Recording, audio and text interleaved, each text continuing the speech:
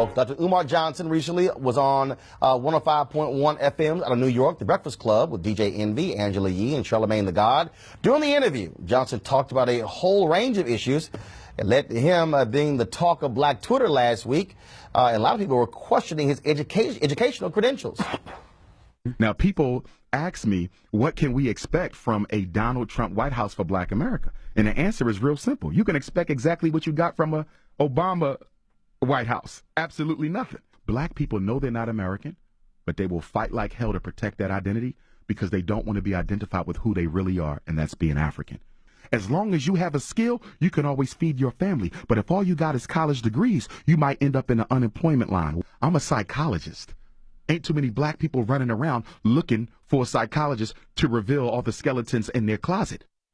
All right, folks, joining us right now, Dr. Umar Johnson. Welcome back to the show. First and foremost, it was amazing looking at this whole reaction. I mean, I'm sitting here, you know, again, people asking all kind of questions, things are blowing up.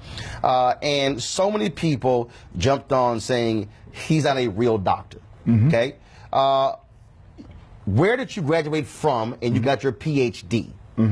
My undergraduate education was from Millersville University. 3 degrees, political science, psychology, master's in school psychology. Subsequent to that, Pennsylvania certification as a school psychologist, which I've been for almost 20 years. After that, I got my educational leadership master's degree and principal certificate from Lehigh University in Bethlehem, Pennsylvania.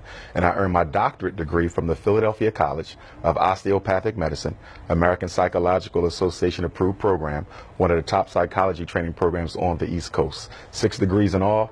And anyone can lift up a telephone and call and verify those degrees. So when you see folks who question your degrees, your response? It's because my narrative is a whole lot different from the average mainstream black scholar. I don't parrot the narrative that the American social order wants black scholars to parrot. I tell the truth. I don't scratch unless I itch, and I don't dance unless I like the music. And because they're not used to having someone with a traditional education posit non-traditional views, people will automatically start to question his credentials. How did he get this far believing what he believes in? Well, you have to play the spook who sat by the door. When I got accepted into those 3 universities, they didn't know what I believed in. They didn't know what I stood for. But as time went on, it revealed itself. But I'm unapologetically African, so I'm not really concerned with what people think about me personally.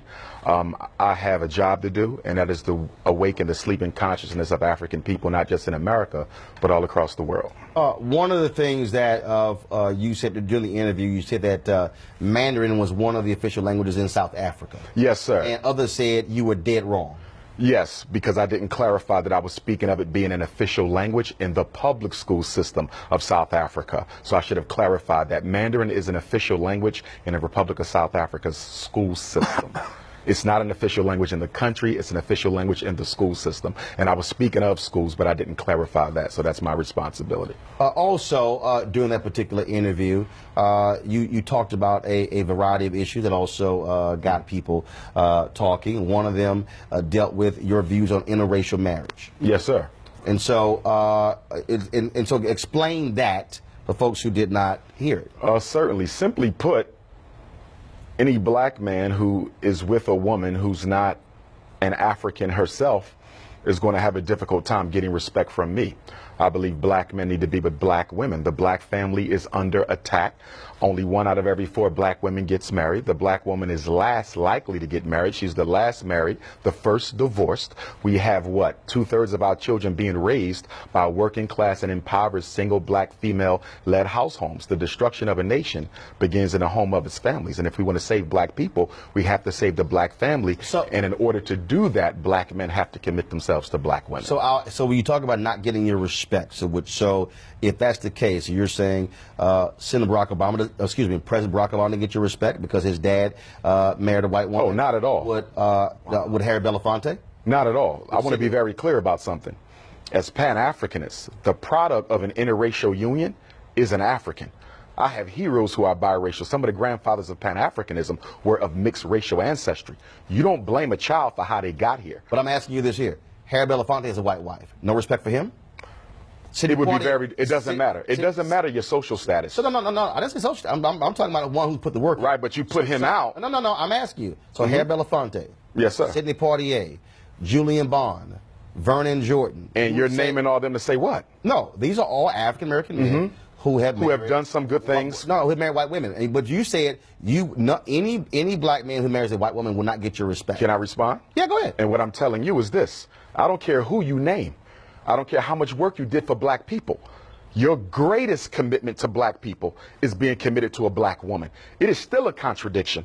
No matter how much you think you did for the struggle, if you really were concerned with black people, you would have committed yourself to a black woman. So it doesn't matter how successful they are. It doesn't matter how great you may claim them to be. At the end of the day, you didn't think enough about your own people to marry a woman who looks like you. Frederick Douglass. Yes, sir. An ancestor of mine.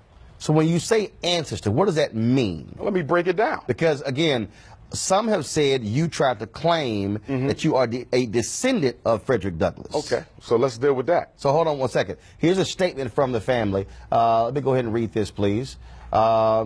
The family of Frederick Douglass has received numerous inquiries about Umar Johnson questioning his relationship to Frederick Douglass. There have also been questions about his legitimacy of his Ph.D. and the handling of the donations he's received for his school that he is promoting. We can tell you with 100% certainty that he is not a descendant of Frederick Douglass. With that being said, Mr. Johnson is very careful not to bill himself as a descendant, but he doesn't correct people when they refer to him in this way. He calls himself a blood relative, which is a nebulous reference designed to make people think he is a descendant. We have researched his explanation of being a blood relative to the great abolitionist. Some of the information he provides is accurate, but an extremely important piece of his explanation with regards to a documented relative of Frederick Douglass is false. The information he recites correctly is from the public record, so his knowledge of our family ancestry is far from definitive proof. Two things there. One, he's not a descendant of Frederick Douglass, okay? I would concur with that, all right? But then, two, you also heard that some of the things he says is correct. So the question becomes, he's either related or he's not, okay? So are you related? I'm about to answer your question, okay. If you allow me to do that. I am a blood relative of Frederick Douglass. My name is on the family tree. We have a family reunion every 2 years. What they're talking about, I want to make sure you're clear.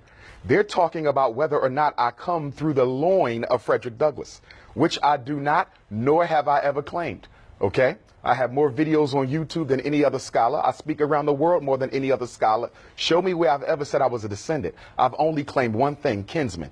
How am I kinsman? If you ever read any of the autobiographies of Frederick Douglass, he talks about growing up on Tuckahoe Creek with Cousin Stephen. Cousin Stephen is Stephen Bailey, Dr. Umar Johnson's 4 times great-grandfather, whose grave I just visited last week. I go every year. Okay, that's my 4 times great-grandfather.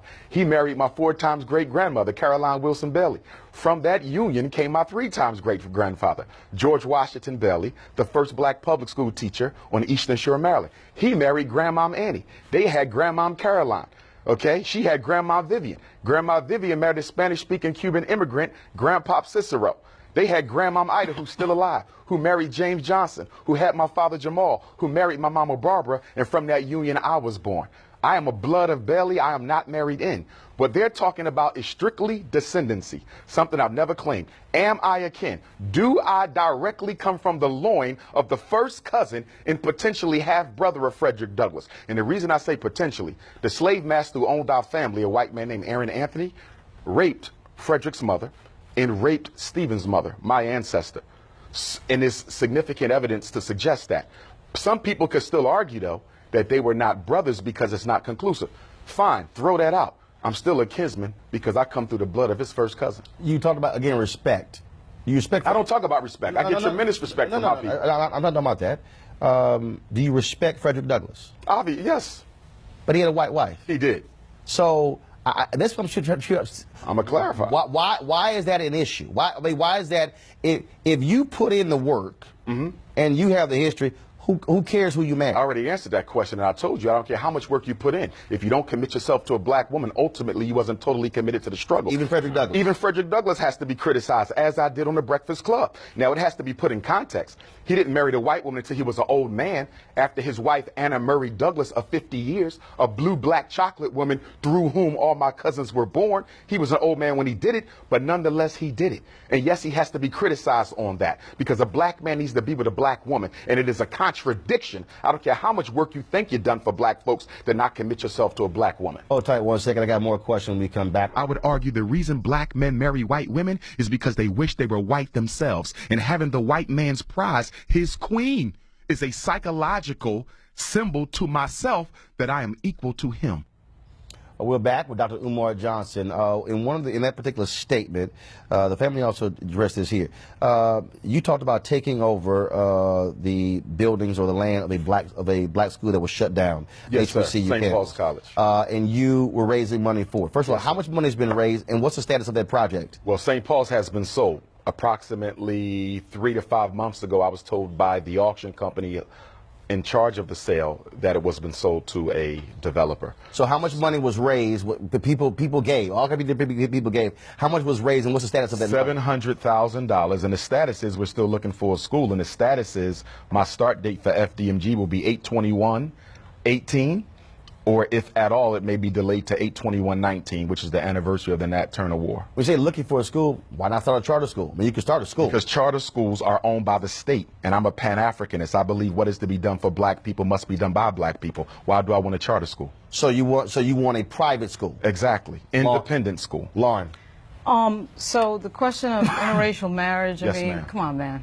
You're too smart for this. We got 43. I'm too smart for what? We got 43 million black people in this country. And we that got means over what? 190 million white people. You're going to sit here and say that if And you a got black half the person, black a white women. person get married, a black person, a white person get married, one can't understand the other person's struggle. You've seen It's not you've about seen Tim Wise, right? individualism. You've seen It's Reverend about Wallace. You've systematic seen white people who empowerment. understand racism very well. That doesn't mean they're going to do anything about The other thing it. that is obviously true is they understand racism when you see things like the murder of Medgar Evers, like the murder of Martin Luther King. They understand racism And just what fine. did they do about it? They understand us gaining just fine, and that's why murder happened. Based on right? what? So the idea that somehow a white person can't understand our struggle, I no could way. care less what they understand. I'm No asking way. you, what have they done systematically He already to told improve you that. the opportunities He of white already folks? told you He that. did not tell Oh, me yes, that. you did tell He tell did you not that. tell me that. You're going to tell me that guys like Tim Wise and Reverend Wallace don't understand What about race in Tim America? Wise? They don't understand race He in America? articulates They don't racism, so but all- what has he done to There are no white systematically people that understand race in eliminate it? America. There's not no a white white people. person There's in no white America. people that understand race in America. There's not a white person. Them going to Eugene. There's not a white person in America who has ever worked to systematically eliminate the white privilege that they benefit from vis-a-vis your oppression. You're lying. You know Eugene, 190 So- million people in America. Eugene.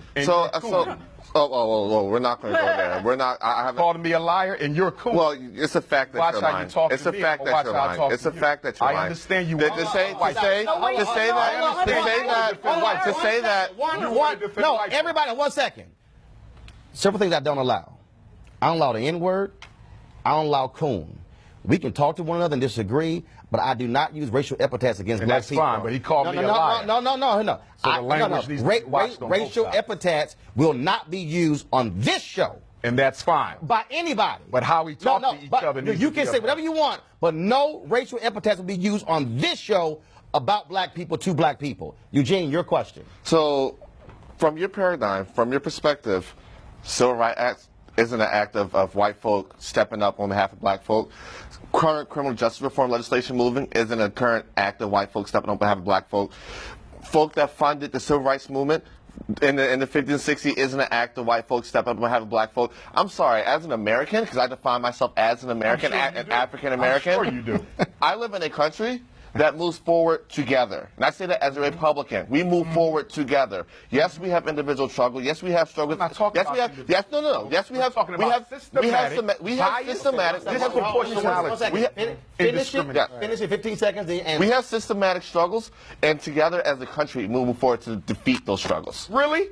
So, based on what you said, I want you to give me examples of white folk, not individuals, but systematically. Why can't they be individuals? Excuse me. Why can't they be excuse individials? me. 1 second. I know you can't wait to 1 second finish them, answer. but let me 1 finish. second answer. Can I finish? Go. Okay, I'm going.